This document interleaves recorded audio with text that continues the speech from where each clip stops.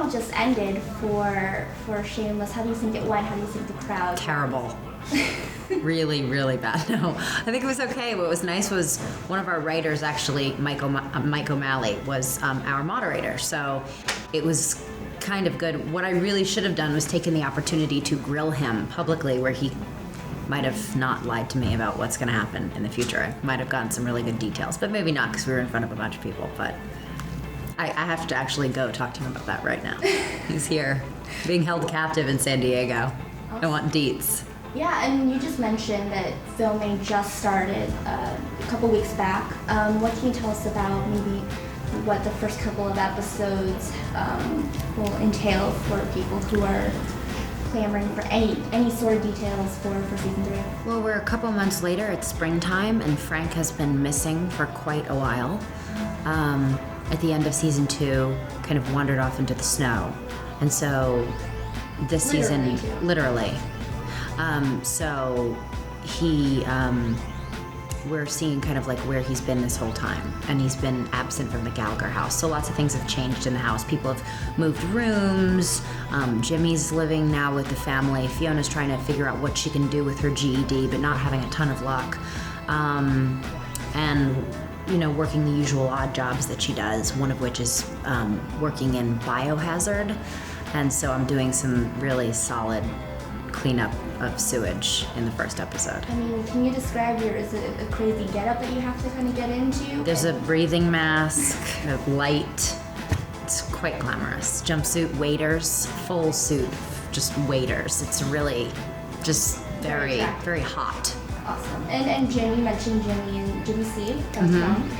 What can you say about where their relationship is going to go as the season continues? You know, I don't know. I mean, Fiona's never been in a long-term relationship, so we're seeing kind of the growing pains of what that means and her trust issues and everything that goes with that. So it's fun to play, and I mean, we're only just about to start our 3rd episode, so we're just kind of ramping up back in.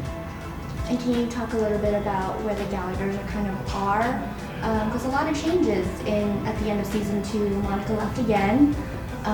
Frank is gone missing. So what can you tell us about where everybody is there? Well, I think the kids are growing up, and which is bizarre because we actually get to watch the actors grow up too. I mean, we've known them now since they're 9 and they're now almost 13. So it's so interesting to kind of watch it all unfold and happen. And I think that all of our characters are growing up a little bit, so the younger kids can take a little bit more responsibility and can watch themselves a little better. And it's interesting, how Lip and Ian are growing up, and Mickey's getting out of jail, so he's going to come back and be with Ian. But Ian's been seeing Jimmy's dad, so it's all very complex. Have you talked to John Wells or other producers about kind of where Fiona's going? Do you have an idea, an inkling as to where? I think they don't like to tell us very much. They don't want us to have that influence how we play the earlier stories. Like in life, you don't know what's going to happen, so you have no reason to anticipate anything. They don't want us to color any early storylines, so they really don't give us scripts until a couple days before we shoot an episode. And, as you know, you're now kind of a Comic-Con veteran, I guess you could say, right? Yeah, we've been a couple of years, yeah. So we, in here we celebrate inner nerds, inner geeks. What do you geek out about the most? Lots of Ricky Gervais stuff. I really like his show An Idiot Abroad. I like his podcasts.